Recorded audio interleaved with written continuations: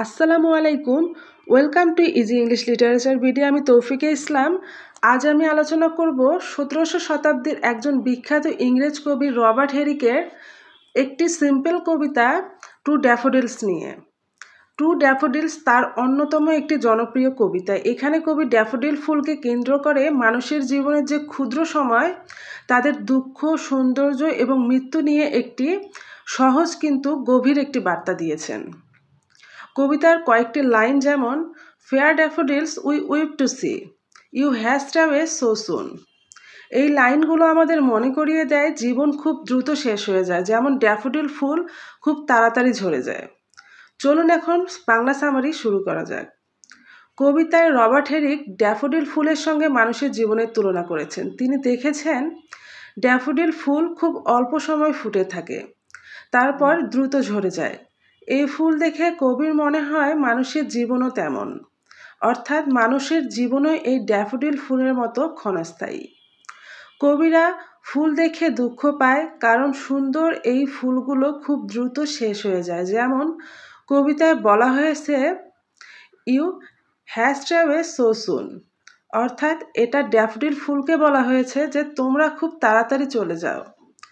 কবি বলেন, সকালের সূর্য যেমন দুপুর হওয়ার আগেই দ্রুত উপরে উঠে যায়, ঠিক তেমন মানুষের জীবনও এক সময় শেষ হয়ে যায়।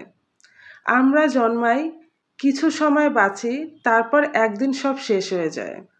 ফুল আর মানুষের মধ্যে মিল হলো দুজনেই কিছু সময়ের জন্য এই পৃথিবীতে আসে, দুজনেই সুন্দর আর দুজনেই খুব দ্রুত চলে যায়। কবি শেষ অংশে বলেন, আমরা মানুষ এবং ড্যাফোডিল দুজনেই একই ভাগ্য নিয়ে পৃথিবীতে এসেছে। অর্থাৎ তিনি এখানে বোঝাতে চেয়েছেন ড্যাফোডিল ফুল যেমন খুব একটি ক্ষণস্থায়ী সময় নিয়ে পৃথিবীতে এসেছে, ঠিক তেমনও মানুষও খুব ক্ষণস্থায়ী সময় নিয়ে এই পৃথিবীতে এসেছে। সামান্য সময় বাঁচি এবং অবশেষে মাটিতে ফিরে যাই। আমরা খুব অল্প সময় বাঁচি। জীবনের সুখগুলো উপভোগ করার আগে আমরা মাটিতে মিশে যাই। এটাই কবি এখানে বোঝাতে চেয়েছেন। তাই কবির কথা, যেহেতু জীবন এত ছোট, তাই আমাদের উচিত এই ছোট সময়টুকুকে উপভোগ করা এবং সুন্দর করে বাঁচা। সময় কারোর জন্য আসলে অপেক্ষা করে না, তাই আমাদের উচিত প্রতিটি মুহূর্তকে মূল্য দেওয়া এবং জীবনের সৌন্দর্য উপভোগ করা। ইন কনক্লুশনে আমরা বলতে পারি, টু ড্যাফোডিল কবিতায় রবার্ট হেরিক জীবনের ক্ষণস্থায়ী স্বভাবকে খুব সুন্দরভাবে দেখিয়েছেন। ড্যাফোডিল ফুল মানুষের জীবনের প্রতীক হয়েছে। ফুল যেমন সামান্য সময় ফুটে থাকে, তেমনি জীবনও কিছু সময় পরে শেষ হয়ে যায়। এই কবিতা আমাদের মনে করিয়ে দেয়, সময়কে মূল্য দাও, সুন্দরভাবে বাঁচো, কারণ সুখ দুঃখ মিলিয়ে জীবন খুবই ক্ষণস্থায়ী বা জীবন খুবই ক্ষণিকের।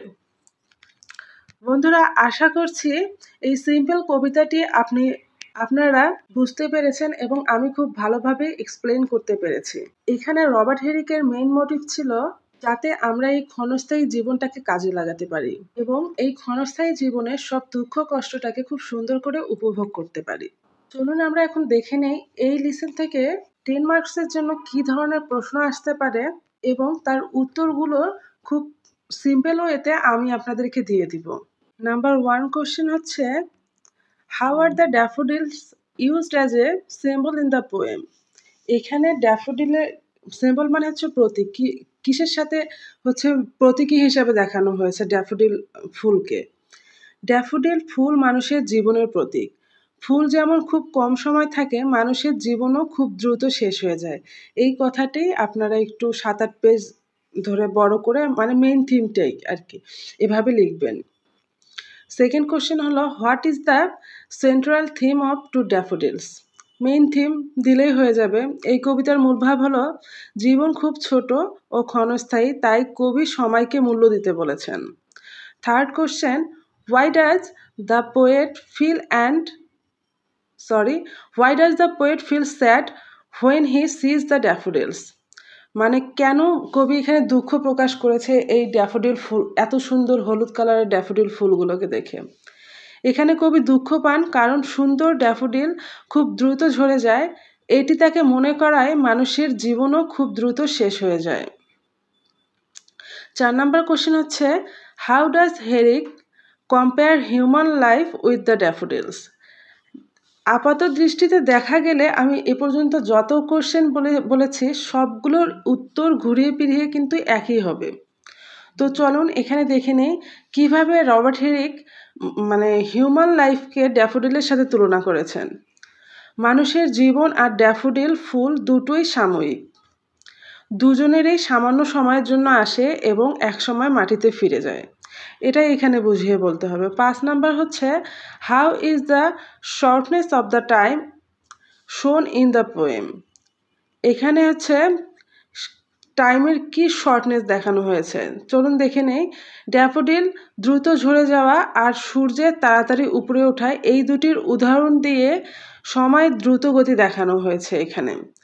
এছাড়া আরও কিছু কোশ্চেন আছে যেগুলো আমরা আপনাদেরকে এখন জানাবো। What natural element are used in the poem and why. Then next question explain the line we have short time to stay as you. Then, what does the poet mean by same destiny for human and daffodils? 9 number question হলো how does the poet use the sun to express the passage of time? আপনারা যদি 2-1টা প্রশ্ন খুব ভালোভাবে মুখস্থ করেন, আশা করি বাকি কোশ্চেন যেভাবে আসুক খুব সুন্দরভাবে আপনারা অ্যান্সার করে আসতে পারবেন। চলুন এখন আমরা ফিগার্স অফ স্পিচগুলো নিয়ে আলোচনা করি যে এই পোয়েমটাতে কী ধরনের ফিগার্স অফ স্পিচ ব্যবহার করা হয়েছে। আমরা প্রথমেই সিম্বলিজম সম্পর্কে এই কোশ্চেনের মধ্যেই পেয়েছি সিম্বলটা অনেক important as a figures of speech. Symbol বাদ দিয়েও এখানে মেটাফর ইউজ করা হয়েছে। এখানে মানুষের জীবনকে ড্যাফোডিল ফুলের সাথে প্রতীক করে দেখানো হয়েছে। এটি সরাসরি তুলনা নয়, কিন্তু দুইয়ের জীবন সময় এক করে দেখানো হয়েছে। সিমিলি মানে হচ্ছে উপমা। কবি বলেছেন we have short time to stay as you. এখানে মানুষকে ফুলের সঙ্গে অ্যাজ ব্যবহার করে তুলনা করা হয়েছে, অর্থাৎ সরাসরি তুলনা করা হয়েছে। এখানে সিমিলি মেটাফর দুটাই ইউজ করা হয়েছে। সিমিলি হচ্ছে সরাসরি তুলনা আর মেটাফর হচ্ছে ইনডাইরেক্টলি তুলনা। এলিটারেশন, এখানে একই শব্দ অনেক বারবার ইউজ করা হয়েছে, যেটা উইপ, স্টে, অ্যাজ এই ধরনের শব্দের পুনরাবৃত্তি করা হয়েছে, তাই এখানে অ্যালিটারেশন ব্যবহার করা হয়েছে। আর ইমেজিনারি নামের যে ফিগার্স অফ স্পিচটি আছে, এখানে তো অনেক ধরনেরই ইমেজ ব্যবহার করা হয়েছে, যেমন ফুল ঝরে যাওয়া, সূর্যের ওঠা, সময় দ্রুত চলে যাওয়া, সব মিলিয়ে পাঠকের মনে সুন্দর একটি ছবি তৈরি করা হয়েছে। ভিডিওটি ভালো লাগলে please like, share and subscribe দিয়ে আমাদের সাথে থাকবেন। ধন্যবাদ সবাইকে।